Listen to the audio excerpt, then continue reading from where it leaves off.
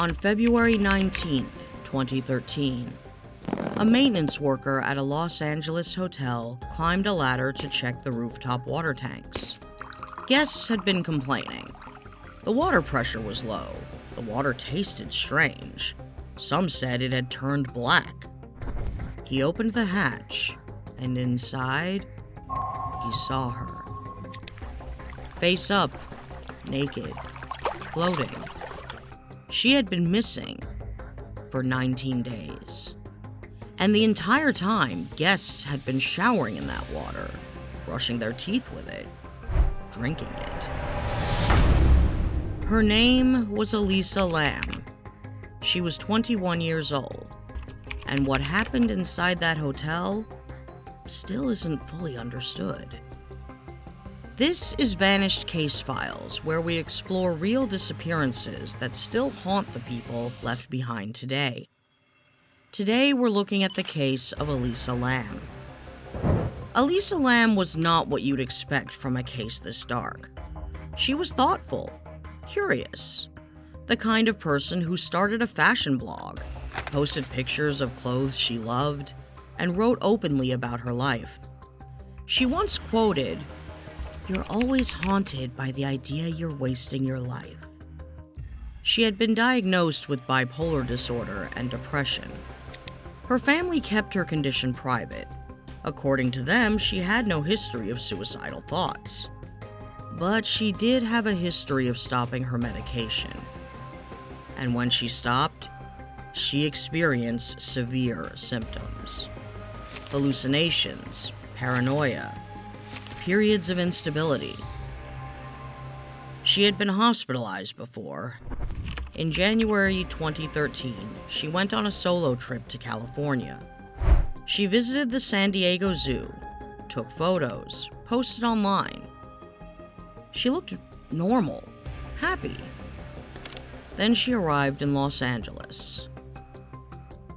The Cecil Hotel sits near Skid Row in downtown Los Angeles. Its history is difficult to ignore. In 1984, serial killer Richard Ramirez, known as the Night Stalker, stayed there. Over the years, the hotel had been connected to multiple deaths, suicides, unexplained incidents. At one point, the hotel was rebranded as Stay on Main to attract new guests. Elisa checked in on January 28, 2013. At first, she shared a room. Within days, something changed. Her roommates complained. She was moved to a private room. What were they complaining about? According to the hotel manager, Elisa had been leaving notes on the door that said, "Go home" and "Go away." And she reportedly required a password for entry into her own room. A few days later, she attended a live taping of Conan in Burbank.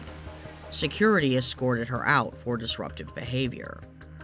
But every morning during her trip, she still called her parents. Until January 31st, when the calls simply stopped. On February 13th, 2 weeks after Elisa disappeared, the LAPD released a piece of security footage.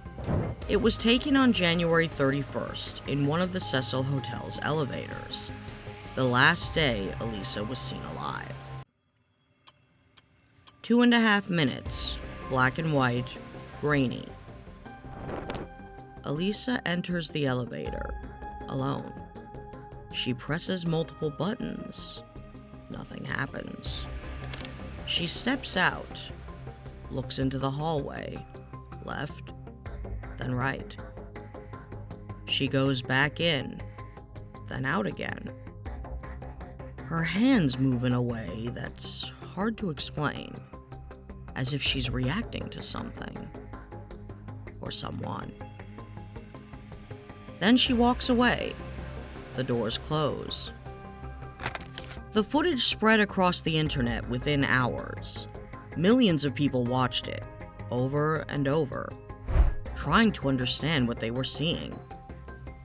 3 major theories emerged almost immediately. She was being followed. She was under the influence. or she was experiencing a psychiatric episode. The toxicology report later showed no illicit drugs, a small amount of alcohol, and her prescribed medications, present but at very low levels, suggesting she had stopped taking them or severely reduced them in the days before her death. There's one more detail. The footage released to the public wasn't complete. Parts of it appear slowed down, and roughly a minute was removed. Police said it was to protect someone's identity. Who that was never revealed. Surveillance video of a Canadian woman adds to the mystery around her death. When Elisa's body was found, the water tank hatch was open. That detail matters, because the tank itself was a 4 by 8 foot cylinder, elevated on concrete blocks. There were no fixed stairs to it, only a ladder, and the lid was heavy. Closing it from inside would have been extremely difficult. So if the hatch was open, that removes one part of the mystery, but it raises another. How did she get to the roof? The doors to the roof were locked, and access was restricted. Any forced entry would supposedly trigger an alarm. But the hotel had a fire escape, reachable through a window on one of the upper floors. And after Elisa's death, a video posted online showed the roof was accessible from that fire escape, and that 2 of the tank lids were already open. Police dogs searched the hotel and the roof shortly after Elisa was reported missing. They detected nothing. No scent, no trail, nothing. The official cause of death, accidental drowning, with bipolar disorder listed as a contributing factor. Her body was found naked. Her clothing was in the water beside her. Her watch, her room key, also in the tank. Her phone was never found. After her death, her Tumblr blog continued posting, most likely scheduled in advance, but no one knows for certain. The coroner noted uncertainty. Some findings could not be clearly explained, and some collected evidence was never confirmed as processed.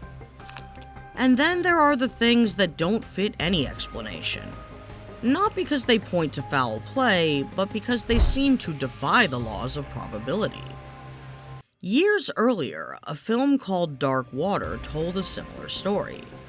A body in a rooftop water tank, discolored water, a malfunctioning elevator.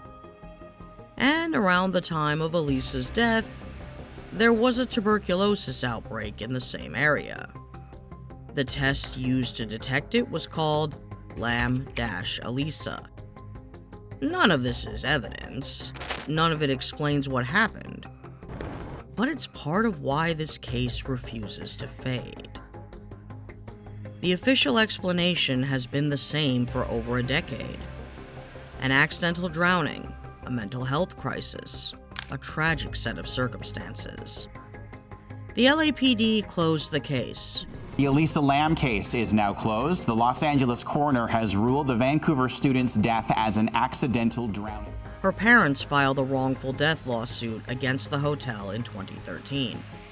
It was dismissed in 2015. The Cecil Hotel was declared a historical landmark by the Los Angeles City Council in 2017. It has been closed for renovation since then. Her blog is still online, and the footage is still being watched. So what actually happened? Was she alone? Was she confused? Was there something else that hasn't been explained? Watch the elevator footage again, then decide. Elisa Lam was not a mystery. She was a person, a daughter, a student, a writer. And whatever happened in that hotel still doesn't sit right. Vanished Case Files. If you want more stories told this way, subscribe and share. Every view helps keep these names remembered. Until next time.